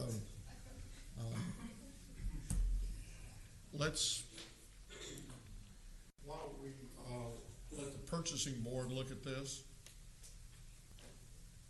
And or if would you prefer it to come straight back to us, or do you want it to go to the purchasing board first? I move that we approve the cancellation of the awards to Barbarian and B2B Supplies, and that we award recommendation to the next low bidders. Have we already gotten a motion, or we hadn't gotten a motion on that yet, right? Okay. I'll second it, just to move it on.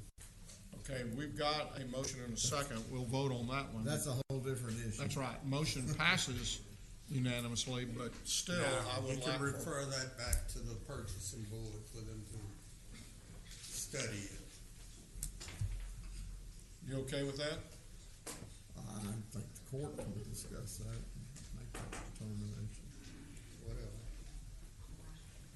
Well, go ahead and prepare, I guess, a summary or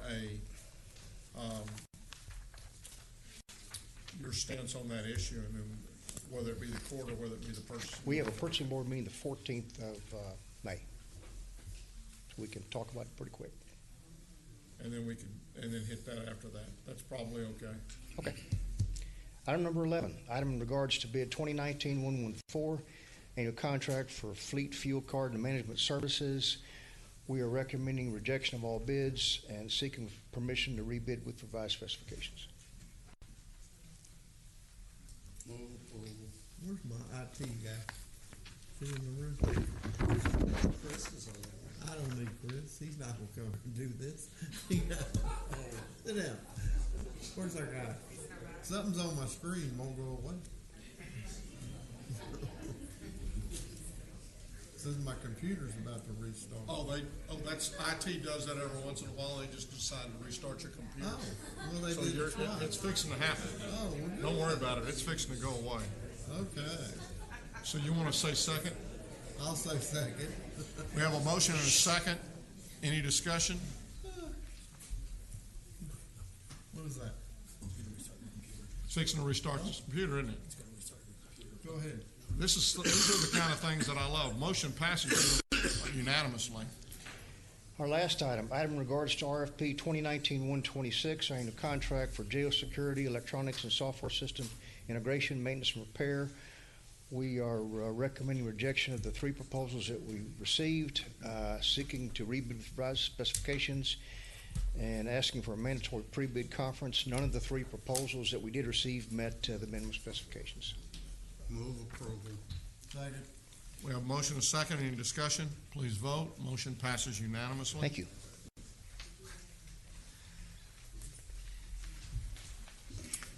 Why on earth that happens when it happens? Oh, yeah, well, I've been here 13 years and it's the first time.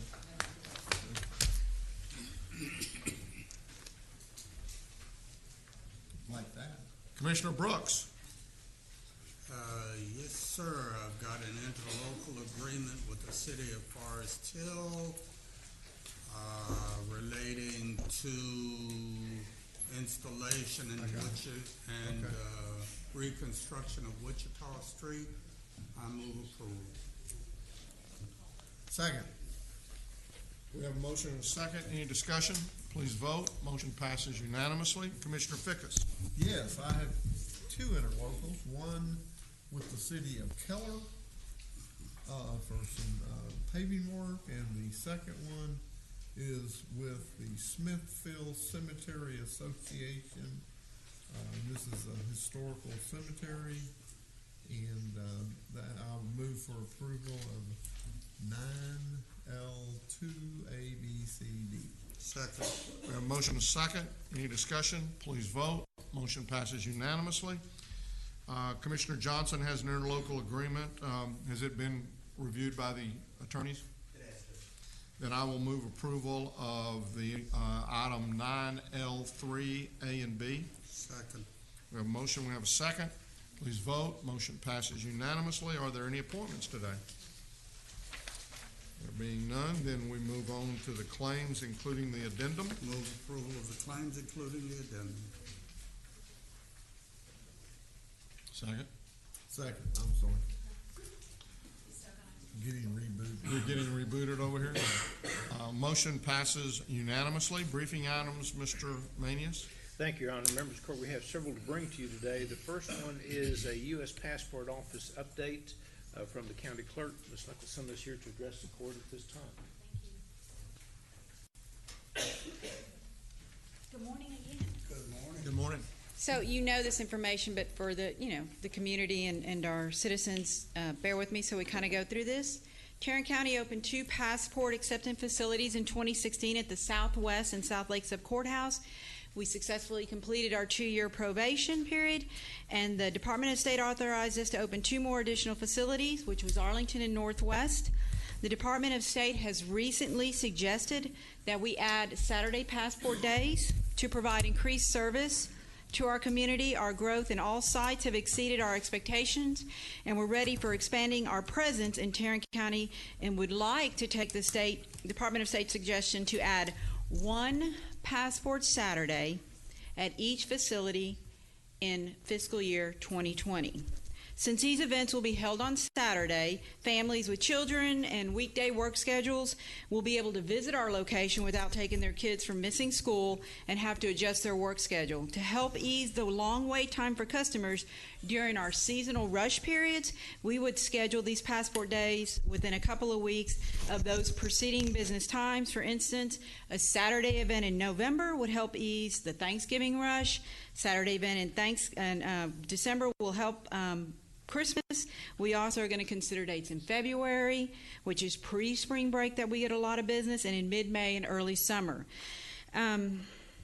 These events will be held on a walk-in basis, no appointments. Our office will complete a schedule allowing those employees who wish to work these events and incur overtime to be able to do so. So pending approval, we will need a security officer, a deputy, or a constable that would be stationed at your location, your sub-courthouses, as well as a facility employee. So the events are going to be advertised throughout social media with signage, newsletter, as well as notices posted by the Department of State on their website, travel.state.gov. And we're just briefing you on this to see if there's an interest for the commissioners that have passport offices. So if we talk about it in 2020 and we look at the budget, if we do one at each location, so you may have November, you may have December, and so on. For us, for my office, time and a half, we would have to have, for 5 annual events, 2 grade 15s, a grade 16, and possibly a 17, one of the managers, to oversee the event. So if we did that for these 5 days, it would be $3,642 for us. I've reached out to the constables per day. For each event. Yes. Is that right? Total, all 5. So all 5, it's going to be that amount. It's going to be an 8-hour workday. Is that true? We did the numbers. I'm going with my guy here. Well, that's within your budget. And we would budget it for 2020, sir. This is just a briefing item, so we do not have money because we were never expected to work overtime at a passport office. But they are offering that, so if you're interested, commissioners, then we would budget that for 2020. So, as far as our constables, I reached out and said, one, do you have an interest of helping us facilitate this if the court decides? And they said yes. And I said, so I need to know your numbers to see what's going on.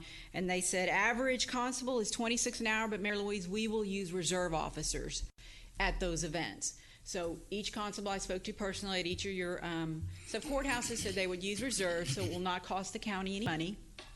We reached out to David Phillips, Clint did, and said, what can we expect with facilities? They always do some type of work at your facilities, so they believe they can schedule that work to have somebody at the facility the day we're running those 8-hour passport days. So we don't intend to incur cost with facilities or a constable. I think it's a great suggestion from the State Department. I think it speaks to the team on how we're running our business. And so this would be something in 2020. I'm just briefing you on it. I'm anticipating that I would think, and I talked to the constables, maybe the commissioners in those sub-courthouses would think I might want to have 2 in 2020, in Thanksgiving or pre-spring break, rather than you just having one and you just having one. But again, we've got to work with our employees. It's their Saturday, not ours, and we need to ask them would they be interested in working more than that, those 5 scheduled for 2020. So it's just kind of a briefing item. We're looking forward to bringing that up in 2020 budget to see if it's something you're interested in. Do you have any questions? I do. Yes, sir. This is going to be open all day? Yes, sir. Okay. 8 to 5, and we just spoke to the... Don't you close a little earlier to accommodate the paperwork? Absolutely. So how long will you be open for the customer? So we talked to the Department of State in Dallas, our agency that we run our business through, and they said it would be an 8 to 5, and he said you can expect 150 applications. So in their mind, in Dallas, the federal agency is saying, Mary Louise, 8 to 5 is when you will be open to make that happen. Is 150... Is that correct? 150 applications. We're anticipating at each location 150 applications. He said that is the bulk of what you're going to get if you're really, truly busy. And you're able to process 150. You're doing that now? We've done it now. Yes. Okay, so that's a doable number. Absolutely. Okay, that's a good number. So to date, last year we did 15,000 passports, application and photos. To date, application and photos, somebody that wants a new application and a photo with us, they can always go to Walgreens. We've processed 7,400 as of today, and that's in all 4 locations. We're asking in 2020 for the Northeast Sub-Courthouse. It's looking good. I think we're going to be able to push that through on the federal side, and so it's just something that they suggested to us. I wanted to bring it to you to consider for 2020. I think it's a great idea. I can only speak to my location, the Southwest Sub Courthouse, because that's the only one that I have occasion to watch on a consistent basis. And during peak periods, we need a queuing system. I know. It is extraordinary that it has worked so well with people self-regulating the line. It gets overwhelming. We have to put chairs in the hall for people to sit down. And I know, Judge Whitley, last year when we talked about it, you made a statement saying, as long as it's revenue neutral, this is a revenue stream. It is a new revenue stream for the general fund. So we are paying the bills, we're keeping the door open, and we're adding to your budget, your revenue. So next year we will talk about it again. I just wanted to brief you on it. Thank you. Thanks. Members of the Court, we go to item C. This is a presentation regarding participation with the City of Crowley in the tax increment financing zone number 1. Ms. McMillan is here to address the court initially. Good morning, Judge, Commissioners. In 2013, the City of Crowley established a 957-acre tax increment reinvestment zone located in the area that includes all of their downtown, as well as vacant land to the north of downtown and west of Crowley Road, and some vacant land south of 1187. At that time, there was no specific project really ready for development within this TERS, and the county was briefed on the establishment of the zone in 2013, but participation in the funding was never finalized. But now the city has more concrete plans for development, and the City Council has approved an extension of the term of the zone and modification of the project and financing plans for the zone to include funding for new public infrastructure projects with the enhanced development that they now have planned. Jack Thompson, the Assistant City Manager and the Economic Development Director for the City of Crowley, is here today to give you an overview of the plans that they now have for the Crowley Tax Increment Reinvestment Zone.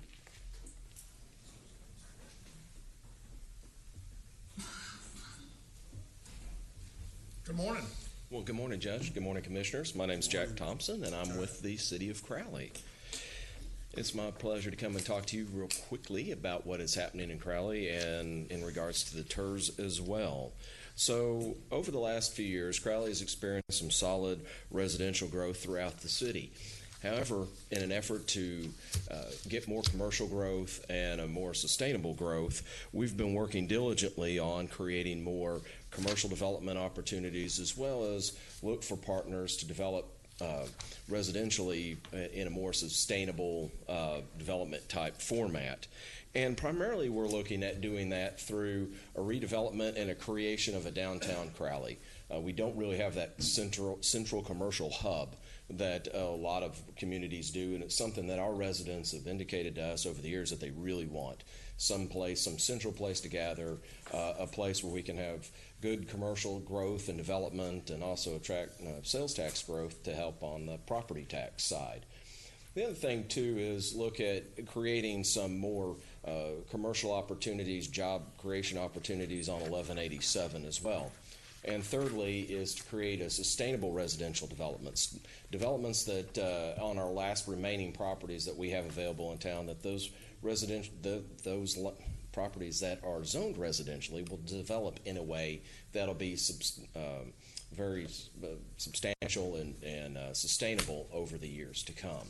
So with that, the city has taken some initiatives to begin that process, to get that commercial development kicked off. And one of those ways is through a downtown creation. Through this downtown creation, what we have done is we've gone ahead and have a downtown zoning overlay to make sure that the zoning's in place to get the type of businesses and the type of look that we want for that area. We've also are beginning actual physical Main Street improvements. The creation of a plaza, the Economic Development Corporation and the city have begun property acquisition and improvements within downtown, and also a look at improving our parking. As you can see on that visual below, that's our plans for the Main Street, and we're very excited about the Main Street. Right now it is open culvert. And it's not walkable, and unless you want to take your life in your hands, I mean, it's a little treacherous. And so what we're wanting to do is to come in, we're going to put in curb and gutter, sidewalks, dedicated bike lanes, landscaping, public art, public furniture, and also 2 roundabouts within downtown to slow and calm traffic to create a much more pedestrian-friendly downtown. You can also see on a couple of the images how we've pressed the buildings up to the front of the street, made it much, much more walkable. We really want people to park, stay, and walk and enjoy a true mixed-use downtown corridor. We are moving forward with this project. It's not just a dream. We will let the project in August. It's an approximately $9.5 million rehab of Main Street, so we're very excited to get that project underway. Another component to our downtown is a plaza. Our residents for a long time wanted something that as a gathering place, a central place where everybody can come together. So we have identified and began purchasing and have purchased most of the land for a plaza that will be adjacent to City Hall. And that image looking down at City Hall, that's City Hall. I mean, next to the plaza is right there, City Hall. So we want this plaza to be a place where events are continually happening, even on a daily basis, whether it's just a Camp Gladiator workout or it's a full-on concert or event series, something like that. So large and small, there's always opportunities, there's always activities happening in the downtown core. The plaza will contain such amenities as a stage for concerts and movies in the park. We'll also have a variety of different types of playground within the plaza. Some will be more cognitive, some will be more just pure play for the kids, but there's a little bit of everything within this plaza for families. Third is property acquisition. The Economic Development Corporation has been going through and acquiring properties that have been either underdeveloped or in disrepair to bring them back on the tax roll. This old Brookshire's, for example, is one of the largest properties in downtown, and the Economic Development Corporation purchased this a few years back after Brookshire's had gone out. No one had expressed any interest in it, so the EDC bought it and refaced it and have since leased out half of it to House of Air, and we're currently in negotiations to lease out the other half. It's our intentions as time goes on to sell the property and put it back into private entity hands over time. And one more thing that we're working on in the downtown core is parking. We have recently announced the addition of boo-rays, so the Economic Development Corporation carved out a pad site on the front of the building that we bought, that old Brookshire's building, and they're coming in. It's a great place, as y'all know. And so we are expecting to have some parking challenges. So Commissioner Johnson is much more familiar with boo-rays than the rest of us. That's it. And so it's a great place to go. And so we're looking forward to having them come, but it's going to be bringing some traffic issues. So we currently are having an engineering firm do a downtown parking study and analysis, and we do anticipate the need for a parking garage in the future. So where has all this investment gotten us? Well, we've been able to bring in boo-rays. Atwoods has gone into 1187, which has been good for us because we are really working hard to try to bring more commercial development along 1187. As I'd mentioned, House of Air, and McDonald's is even restructuring and rebuilding their restaurant on Main Street to conform to our new overlay district.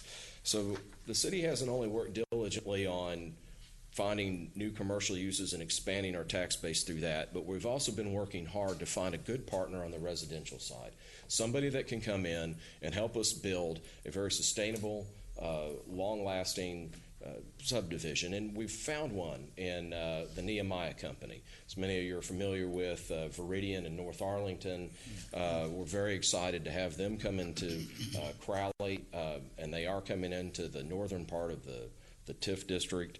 And so as part of that, we've had to reshape the TIF district. We've had to add 72 acres to that TIF district, and you can see it under the blue area. There's that red stripe, additional 72 acres of land that we've needed to include.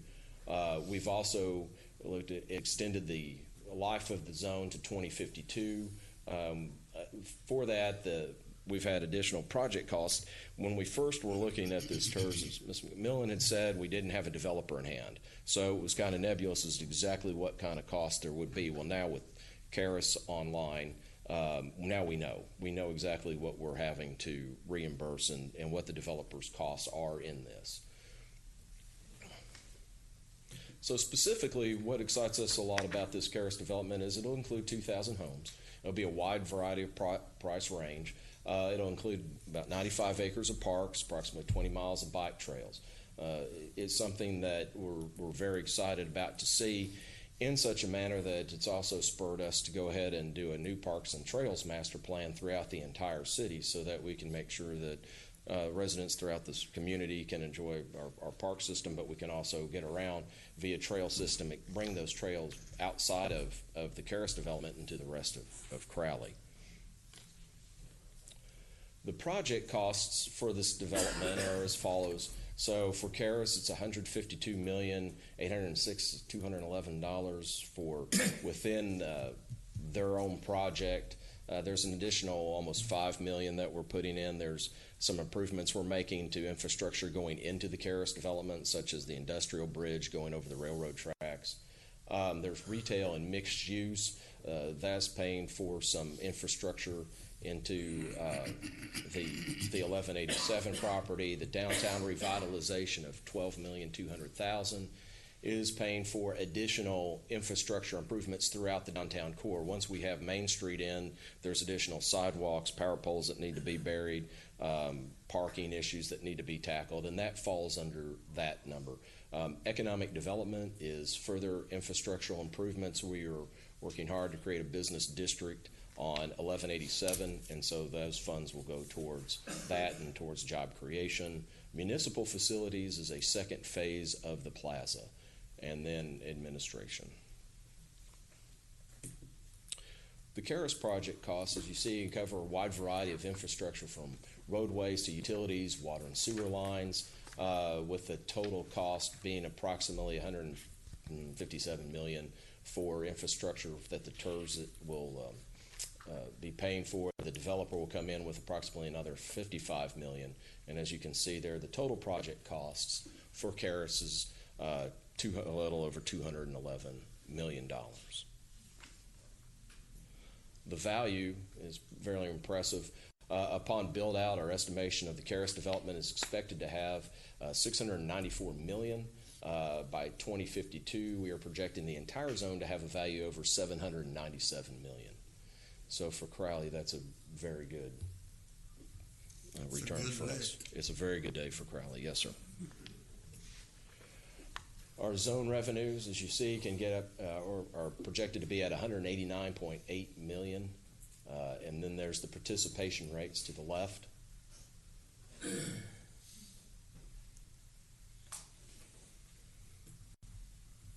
And towards the end, as far as Karis revenues, specifically just for Karis, we are estimating revenues of $172 million, almost $173.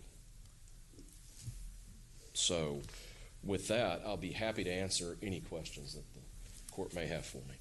This is a very exciting point in time for the city of Crowley. Yes, sir.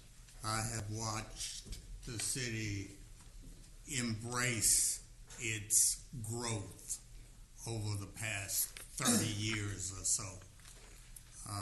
There was a time when Crowley only wanted to be a bedroom community.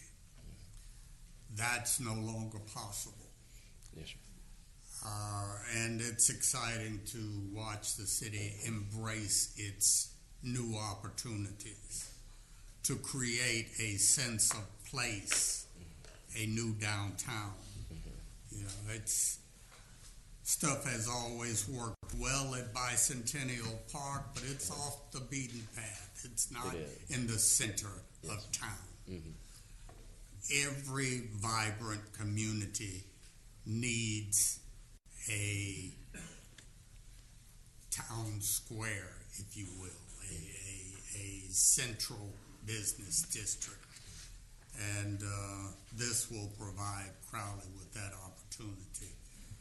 In addition, it's exciting that you've been able to attract a developer of the caliber of the Nehemiah Corporation to anchor sustainable residential and commercial development. It's a win-win for the city of Crowley, and I'm thrilled to see it. I'm impressed. Thank you, sir. I've seen a lot of development in my particular area, and this looks very good. It kind of reminds me of Oak Street in Roanoke a little bit. I don't know if you've been to Roanoke lately. Yes, sir. But you got all the basics. You're a fast-growing community. You got people wanting to be there. They want to be there probably because you got a good school system. Yeah. I was mayor in Southlake, and I asked people, why'd you move here? And not one of them said, I moved here because you got a good mayor. Okay? They all said they moved here because of the school district. Correct. So I'm guessing you got the same situation going on. We do. But it's a great opportunity for you guys. I'm excited for the city. Just don't be afraid to say no. Okay. To We won't. something that maybe shouldn't be there. Okay. But you're anxious to get something. Sure. Don't be afraid to say no. Okay. Okay. Mr. Kimball will help you with that, I think. Okay, yes. Yeah. One question that I would ask, especially having watched yesterday's legislative session, Yes, sir. what is 3.5 revenue cap going to do to you? When all the money that you would raise here has to then be turned around and put back into this project? It does make it tight. We are being a growing community. We're having to expand police and fire and streets, and so it does make it a little bit more difficult. However, our hope is that we've seen just with the development community knowing that Karis is coming, the uptick in the higher quality proposed developments that are coming in around it, both inside the TERS and outside the TERS, has been much better. And so hopefully it'll continue to broaden our tax base. But it is something that we really keep an eye on, and it's something we hope the legislature doesn't pass on that 2.5%. We really don't want to see that. Well, none of us want it. I think, though, you might at least prepare a scenario where a 3.5, that's what the Senate passed yesterday, was 3.5. Oh. So it will go to the House probably the end of this week. Okay. Or it actually went over. It'll go over to the House today and then be assigned to a committee, and with the possibility of it coming out. Yeah. Schools got 2.5. We got 3.5. Okay. You got 3.5. We're good to know. But that's going to impact, and I don't know how much growth you're having right now, and I don't know exactly the details, the completed details, but there's no indication to us that the House is going to be any more liberal. Okay. With that percentage. So at 3.5, Lisa, everything you bring before us now, you're going to have to look at that and determine, because many cities have said they're out of the 312 business. Well, and the other thing is too, right now, what we put into these various TIF districts is taken out of the calculation for the effective tax rate, and there has been a bill that's been put out there that would take that away from us. So that's important that we don't let that happen, because then everything that we are taking in and then turning around to a TERS fund would be counted as revenue. So we need to make sure that still stays. We can try all we want. I will tell you that I'll wish you the best of luck with our delegation. And so, I am extremely serious. You need to be doing estimates on what happens and on our ability, because if we're going to be limited, then budget's going to have to know that, because it could have a very detrimental effect, and we've got to figure out what we're going to cut. And so we're obligated on the TIFs that we're in right now, but I'm not I think we're going to have to really give serious thought to any new TIFs. And following you, we're going to be talking with Mr. Early about an $800 million bond issue. So before we bring this back to you, in terms of a participation agreement, we will work with budget and have that financial impact ready for you. Thank you. And from what you're saying, it sounds to me like you need to do one scenario that would take all of our TIFs that we're currently in and exclude that from the, or put that in and see how that affects the 3.5% cap. Correct. Thank you. Thank you. I think you got you a strong partner. Bob has done tremendous things in Arlington, and he is very much a Christian in everything that he does with the way at Nehemiah, he picked that name well. He did, and we're very excited to have him as a partner in Crowley. We feel very blessed for the community. So. Quite a coup for Crowley. It is. It is. Well, thank you all so much.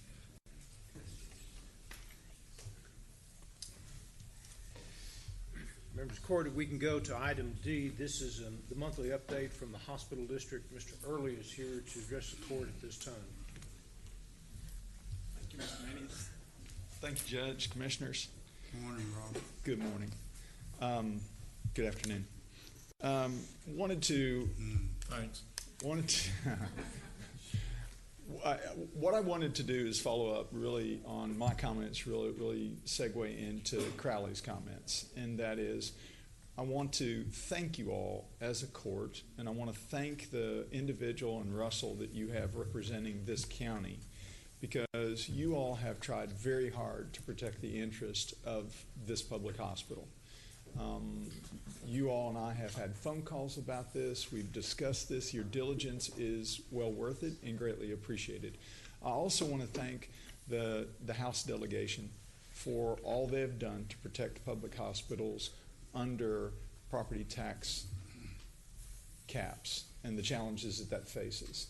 And we're trying to be in a very fiduciary responsibility type position. We want to do well for the county. We want to do well for the taxpayers. I also want to thank the senators yesterday that voted for an amendment to protect public hospitals in that battle and in that fight. And in that regard, I want to make the comment that we truly do understand the role of a taxpayer and the frustration with taxes and increases with that. But I also want to respect the 80% vote we got for a bond package that wants JPS to grow and to make sure that we modernize ourselves into a healthcare facility that we should be for the future of our citizens, not for the future, not for the past, but where we need to go. So in that regard, I think it should be noted that if there is a 2.5%, and this just gives you a variance, if there's a 2.5% cap on property taxes, that's going to be roughly a $13.5 million hit to us every year. And that's going to be fairly devastating when you're trying to figure out what you do to make sure that you can look at the future of a bond package. If we looked at a 4% tax cut cap, it'd be about $10 million to JPS. There is an effort, and again, thanks to the House and thanks to the Speaker, for not including public hospitals in the current language in the House version, and we hope that prevails. And we're going to work really hard to do that. But I wanted to thank the Speaker publicly here in Fort Worth, Texas. I want to thank you as a court judge, and I want to thank Russell for the work that he's done and the amount of times that he calls us so that we can be diligent, we can be fair, and we can be pragmatic. We're not trying to be greedy. We're not trying to do anything that we don't think the citizens of Tarrant County would want us to do and pursue. So in that regard, we've got a board that feels the same way. I have Mr. Powell here, our chair, and I think we feel very strongly about trying to be responsible and yet respectful, and also listening to the demands of this community of where JPS needs to grow and where we need to go. So those are the only comments I have today, and if y'all have any questions, be happy to take them. But we will watch what's happening in Austin. We have some really nice relationships, and we've had some great legislative help from a strong House delegation, and I'm proud of them. Thank you. Thank you very much. Y'all be careful. Thank you, Robert. Members of Court, the final briefing item is on legislative issues. Really, we've already talked about the biggest one. Senate Bill 2 did pass out of the Senate. It's a 3.5% revenue cap does not include new construction. The ISDs are at 2.5%. The governor insisted that that be in there. That creates, in my understanding, another $3 billion hole for the state to fill on top of everything else that they said they wanted to give to public education. We did, in fact, we've been texting Russell. The issue with the TIF is alarming, to say the least, and we need to make sure that that we oppose that simply if for no other reason that we have to count everything that we currently contribute to TIFs. It would be a substantial impact on the amount of revenue that we would be able to have for the court to govern the county with. So the quicker you can get us some estimates on that, some actual numbers, the better we'll be. And please disseminate that to everyone so that as we're talking with the representatives who will be hearing that bill probably this week, we can say to them, this is the impact that it will have on Tarrant County. I think that we are real close to getting those numbers for you ready. So I know that Mr. Schaffner's been working with the budget, and as Mr. Early said, we're pulling all the partners we can into trying to preserve what we have, what revenues that we have that we can use to fund the county. Members of the court, Mr. Schaffner has provided a memorandum in your packet. I'll be more than happy to try to answer any questions you may have as it relates to that. Hearing none, Your Honor, we have some speakers today. We have 3 audience participation forms. Only one wishes to speak or to address the court. Bailey Mooney. Don't everybody jump up at once. Your Is Honor, Bailey here? I have. You have 3 people who they said 2 of the forms say I do not wish. Okay, that'll be fine. Okay, so let's start with Bailey Moody. She's not speaking. The first speaker will be Julio. Who? Julio. Okay, I'm missing. There were 2 packets. Okay, so that's the other packet that I did not have. Okay, so let's go with, I had the 3 I had were Bailey.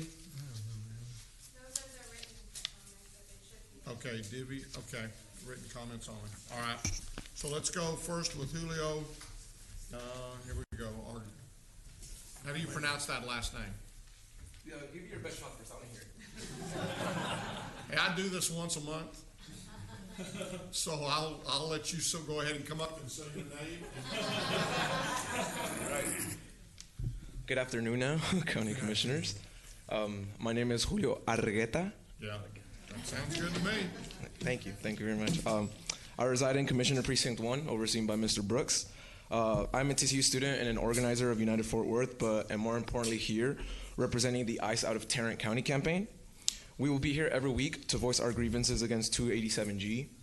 I want to first and foremost thank you all for giving me the opportunity to speak to you today, because there was a very real chance that any time before the last 2 weeks I would not have been able to make this meeting. I am firmly opposed to 287G. ICE does not reimburse any costs associated with the program, meaning that we are the ones subsidizing deportations for the Department of Homeland Security, which is already the largest law enforcement agency in the country with a substantial budget. This is money that could be going towards much more pressing issues. 287G not only encourages racial profiling, but makes it much easier. In fact, one study found that in Irving, just 30 minutes from here, as soon as law enforcement had 24-hour access to ICE in the local jail, discretionary arrest of Hispanics for petty offenses, particularly minor traffic offenses, rose dramatically. This enabled law enforcement to send immigrants into removal proceedings from a simple traffic stop. As a result, the relationship between our immigrant community and law enforcement has taken a major toll, a fact that I've witnessed firsthand. Before they received their residency status, my parents used to visibly shake every time they were next to a police officer at a stoplight. My mom had to go to a therapist for her anxiety. I have friends that distrust cops, the men and women who bravely put their lives on the line for us on the daily for this very reason. This benefits no one, not our police officers, not our community, and certainly not the safety of our neighborhoods. It is for the same reason that I could possibly not have been able to attend this before.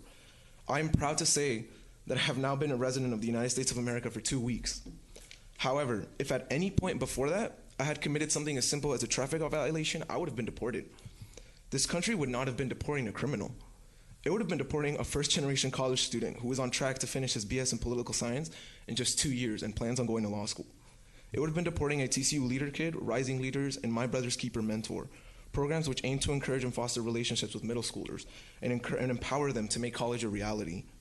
It would have been deporting a civically engaged individual who serves on his neighborhood association board and is a member of organizations like the NAACP and JOLT, which aim to empower historically disenfranchised populations. For these reasons, I am opposed to 287G. I humbly ask that when the 287G agreement comes up for a vote, you remember my story. Thank you for your time. Thank you, Julio.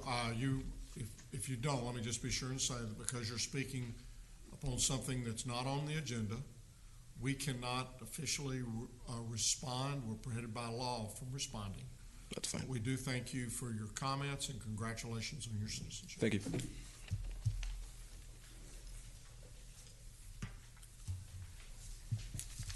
Next is Charles Hermes. I'm Dr. Charles Hermes. I'm from Grand Prairie, the good side, the Tarrant part of Grand Prairie. About 2 months ago, Jose Medina was at work. He was attacked. He was brutally beaten. 2 days later, a bunch of the trauma happened to his head. 2 days later, bleeding in his brain caused his death. A month after Jose died, the police still had not talked to the eyewitnesses. The police still had not obtained a video that was taken of the assailant. His murderer had committed multiple felonies before that day, and he still walked free. 4 weeks after the assailant, his family, friends, co-workers, and I was fortunate enough to join them, went to meet with the Irving chief of police. He's a pretty decent guy, I thought. I mean, he listened to us. But part of what made that event so amazing was some of the people who walked into the police department with us, some of the people who walked and met with the chief of police to tell him their story were undocumented. It takes courage for them to do that. It takes insane amounts of courage for them to do that. But you know, that's what is so amazing about this country. That is what's so amazing about our forefathers. See, what they knew was that there's an importance to this concept called federalism. What the concept of federalism tells us is that different branches of government ought to be doing different jobs. There is a role for the national government. There is a role for the county government. There is a role for the city government, and they're not the same roles. Our federal Supreme Court, all the way back early 1800, decided that immigration enforcement is solely a national government issue. That has been consistently upheld. Now, of course, SB 4 kind of gets us into all these questions about legality. To what extent should local government start taking effect? I'm not going to worry about the legal issues there, because I don't think that's the way we should approach the Constitution. The way we should approach the Constitution isn't as a criminal. It's not to ask this question, what can we get away with? It's to look at the Constitution as a patriot, to look at the Constitution as a conservative, to look at the Constitution with respect for our forefathers and recognize what they did. When they put the national government in charge of immigration, is they tried to make it safe so that these people could come and talk to the chief of police. They tried to make it safe so they could tell the chief of police what it felt like to lose their husband. So they could tell him the story. So they could say, this really isn't being investigated. Can you do your job? And what was amazing, and I admire the Irving chief of police for what transpired during that meeting, was he really listened. He really cared. He's a good guy. He just didn't know what was going on. I think that's so frequently what happens is we need communication between the immigrant community and our police department and our sheriff's department. And it will not happen with things like 287G. We need to get rid of it. Thank you. Thank you, sir.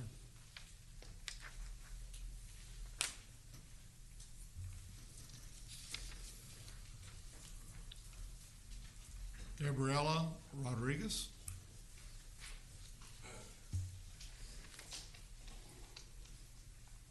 Hi, Judge, Commissioners.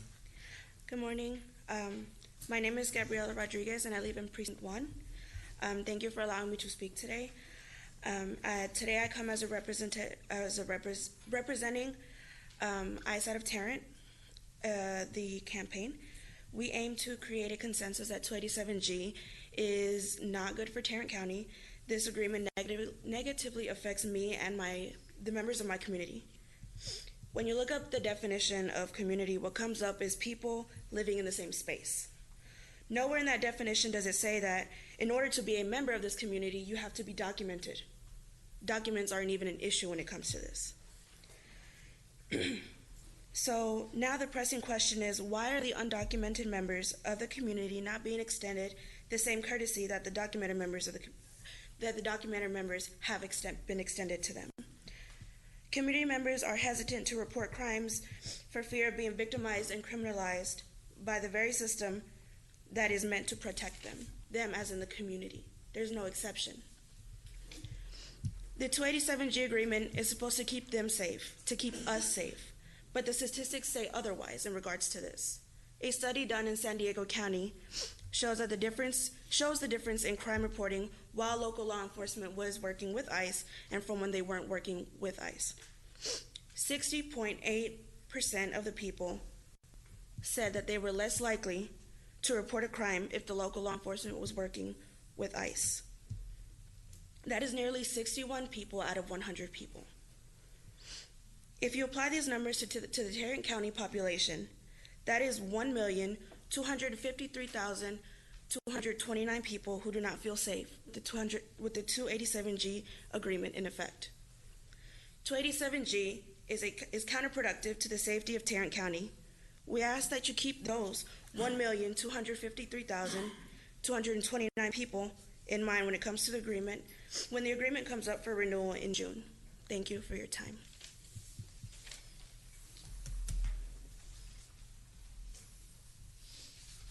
I believe that's all of the audience participations who wish to speak. I want to thank you for your being here today. I want to thank you for staying within the 3 minutes that we had placed on the back and making your comments. And we just appreciate y'all being here at this time. Mr. Mayes, is there anything further at this time? Not at this time, Your Honor. Then we'll recess our open meeting and proceed to close to discuss items exempted under section 551.07107. Having returned from our closed session, there being no business I hope to conduct at this time, we're adjourned.